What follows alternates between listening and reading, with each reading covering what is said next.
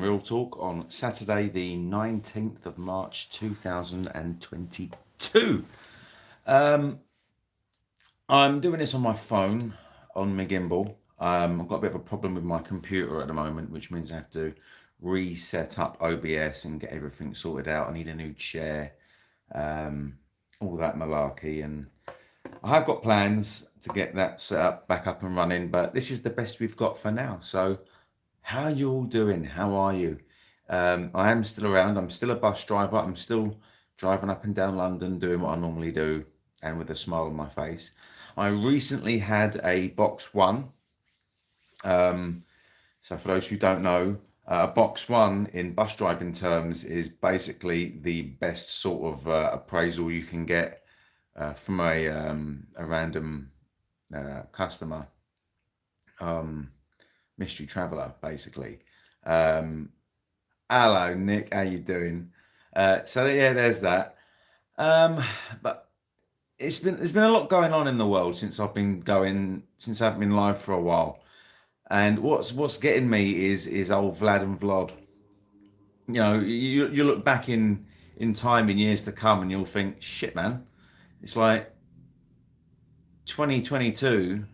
In fact, from 2019 up till 2022, Ukraine's been through the shit like everyone else, and it's like they've now got Russia invading them. So Vlad and Vlad, what do you do in a situation like that? I mean, I had this argument with someone at work the other day where it was a case of, if someone was invading this country, would you fight for it? No, no, no, no, no, I wouldn't do that. Well, you would, especially if you're between the ages of 18 and 16, you've got no choice and you're a man, you have to stay and fight. That's what's happening in Ukraine, and I feel sorry for them. It's a difficult situation. It really, really is. Lee Jones says, Chris, how are you? Yeah, do you know what? I'm good. Morning Transport Hub. Yeah, it's just a difficult situation. And I really do hope that they can sort the differences out. I mean, Vladimir Putin wants to have Ukraine back. And I'm not going there to invade. I'm going there on special military operation. Yeah, call it what you like, mate. We know exactly what it is because you're a twat biscuit. It's exactly what you are. You don't line all your toy soldiers up around the edge of something and go, I'm just leaving them there. It's no problem. I'm not going in there. They're happy on the border. It's okay. You know, it's like, yeah, we know what you're doing. You planned it for a while. The whole world could see what you were doing. And the thing is, he's brainwashed his own people into believing what he's doing is a good thing. And that's sad. You know, I can't fault the Russian people. It's not their fault. It's just him. Southern Transport 466, how you doing? Yeah, Lee Jones, I'm good. I've got a bit of an ulcer on the side of my tongue. I slept funny the other night and my tongue crunched against my teeth. I've got an ulcer like that big on the side of my tongue. So I'm really trying not to dribble at the moment. Bit of a window licker going on there. Nick, yeah, I know what you're thinking. I'm a window licker anyway. That's fine. But I actually am genuinely concerned about this because all of this shit that's going on in Ukraine is affecting us now in everyday living. Petrol, for example. I mean, I had planned, I'm off work for a week and a half now.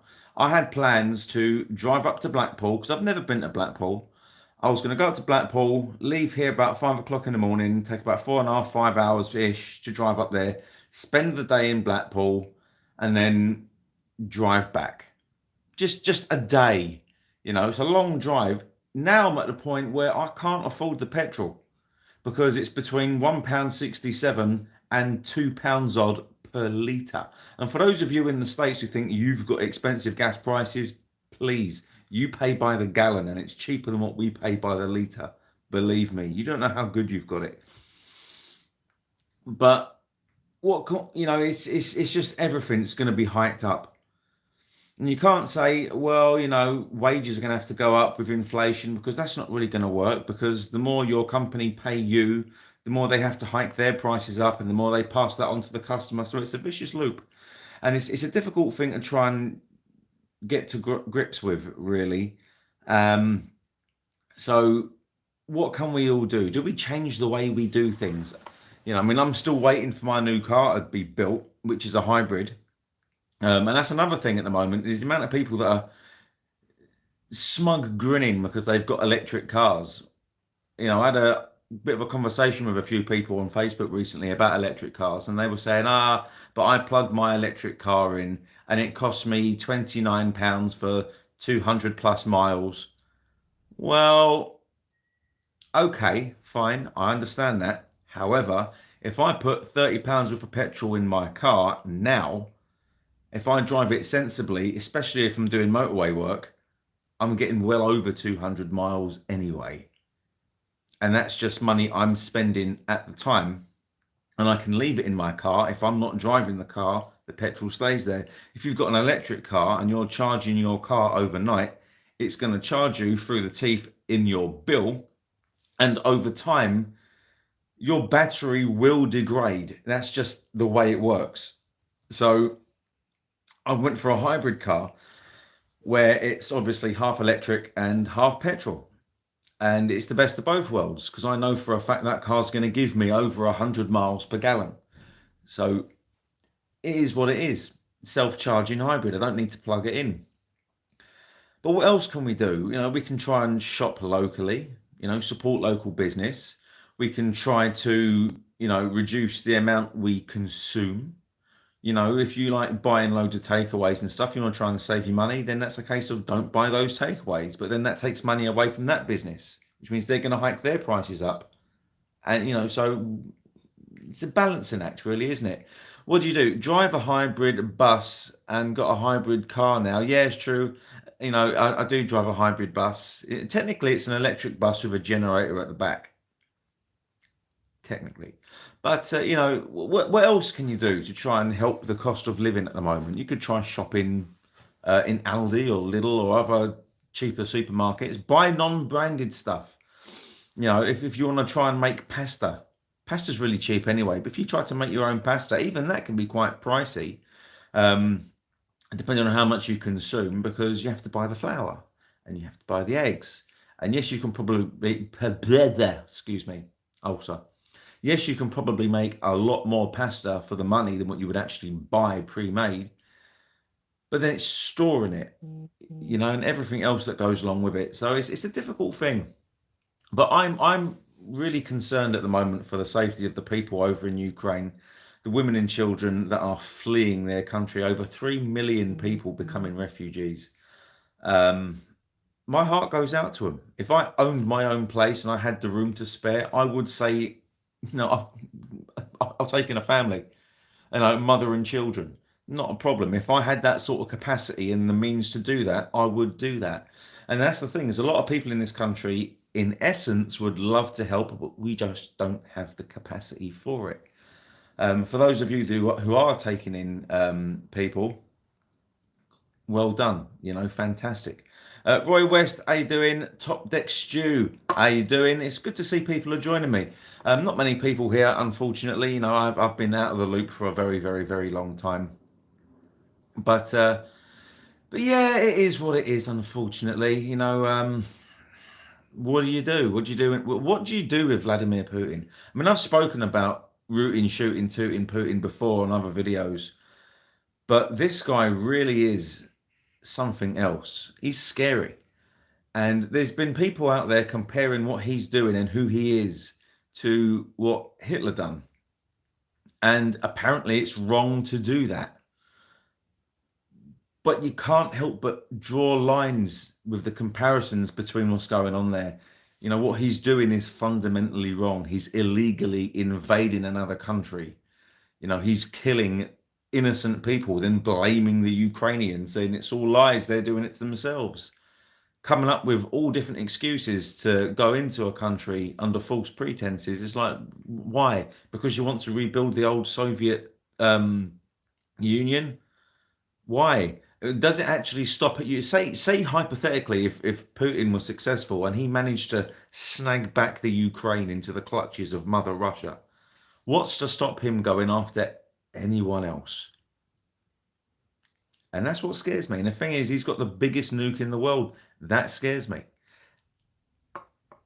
And for those of you out there who say having nuclear weapons is a pointless exercise, the fact that we have a nuclear deterrent proves that he's not willing to launch nukes at countries with that capability. Because he said, if you get involved, you'll meet a fate that you've never met before in your history, or something along those lines, which is very scary. It's a scary thing to hear. It is a threat, basically.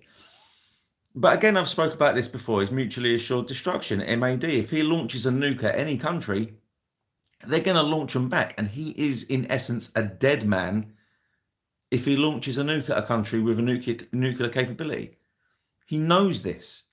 I don't think he's stupid enough to do it, but he could be. He's a man with literally nothing to lose. I actually think he's sick. I think there's something seriously wrong with that guy. I think he's seriously ill, and he's trying to make a name for himself before he passes. There's something not quite right with him upstairs. Not quite right at all. But I'm talking about all kinds of different shit. Normally I've got some kind of topic. I'm just waffling at the moment. I'm allowed to waffle. It's been a while. But yeah, that's what's going on, really. I wanted to go and take a trip up to Blackpool. And the thing is, here's another thing about the cost of things. I actually looked about getting a train ticket up to Blackpool. A return ticket to Blackpool was nearly £200. I could go on a cheap holiday away for £300 for a few days. And all I wanted to do was go on a day trip to Blackpool and back. £200 nearly for a return train ticket. Absolutely ridiculous. Couldn't agree. His mental state. Couldn't agree with his mental state. Isn't like most people with common sense. No, he doesn't have common sense. It's something. Thing is, he's ex KGB. He's an actual spy. It's what he is. It's who he is. It's what he does. He's a very conspiratorial minded or conspiracy theory minded person. He thinks everyone's out to get him, and it's just not the case. It's just not going to happen, is it? Everyone's his enemy, according to him. And the thing is, I think he has actually bitten off more than he can chew with Ukraine, because not only does he have their Ukrainian military defending themselves rather well, might I add, he's also got, in essence, millions of civilian men who are in a position where they've got no choice but to defend their ground. Even if it is with AK-47s, basic training and Molotov cocktails. They are defending themselves. They have the right to defend their country. And if that was this country, and as an island nation, if this country was surrounded and was being invaded, the amount of people that would probably, even the woke lot, would be like, oh, I'm not doing that. Let's just let them have what they want and we can all live in peace and harmony, No, it doesn't work like that. Because the second you start seeing people you know and love be killed and injured because of an aggressive force taking over your home, your viewpoint would change rapidly. 100%. When you have to start defending the people you love, defending your rights and your values and your home, you will do what you need to do, whether you like it or not. There's no compromise when it comes to defending your freedoms, the things that you take for granted, the fact that you have the right in this country to identify as a carrot. You see, you can do that quite happily. And if someone was trying to come across and invade your country and take away your right to identify as a carrot, then you're going to be quite upset about it. I demand to be recognised as broccoli, and that man's coming over to take away my right to identify as broccoli. I will defend the right to be broccoli. That's what it's going to be. It's sad, but it's the reality of it. So again, my heart goes out to the whole of Ukraine, and I really do hope that that gets resolved amicably and peacefully without any more loss of life. And it is going to go down in the history books, because this is something I never thought I'd see in my lifetime. It's the sort of thing we hear about. I identify as a speed bump now. Yes. Transport Hub identifies as a sleeping policeman. These are the things we read about in books and we see on documentaries and we learn about in schools. War, you know, what people had to endure in World War One and World War Two and other conflicts throughout history. And in 2022, to see those sorts of things in first world countries where you'd think we have the decency and the democracy and the intelligence to work things out peacefully without using violence. And that's what gets me. I don't understand how you can have that kind of mentality to attack someone because you want something. You know, it's like following someone down the street that's got something that you want. Oh, I'm not going to rob him. He's got a really nice phone and a really nice watch. I'm not going to rob him. I'm just following him. I'm not stalky much. I'm just going in the same general direction, crossing over the road at the same place. It's a pure coincidence. You know, I'm not going to rob him. Give me your phone. I just want to have a look at your phone. I'm not going to steal your phone. Now I just want to have a look at your phone. Oh, thanks. Now that I'm having a look at your phone, I'm going to put it in my pocket now and I'll take your watch as well. But I'm not robbing you. I'm just taking things. It's a special operation of taking things. But I'm not robbing you. We make that perfectly clear. I'm not robbing you. I'm just confiscating your things with force, but I'm not robbing you. That's what's happening in Ukraine. That's basically it. I'm not invading you. It's a special operation. I'm just doing it with guns. It's sad, is what it is. And I actually personally think that Vladimir Putin is going to be taken down from within. I think they're going to come to some kind of stalemate where Russia's not going to gain any more ground.